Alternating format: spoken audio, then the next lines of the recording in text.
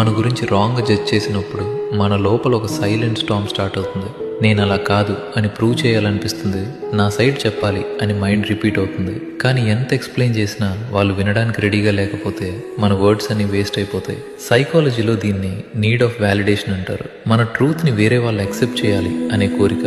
కానీ నిజం ఏంటంటే ప్రతి ఒక్కరూ మన స్టోరీని కంప్లీట్గా అర్థం చేసుకోరు. వాళ్ళు చూస్తారు కానీ వాళ్ళకి నచ్చిన యాంగిల్లో మాత్రమే జడ్జ్ చేస్తారు. అప్పుడు మనం ఏం చేస్తాం?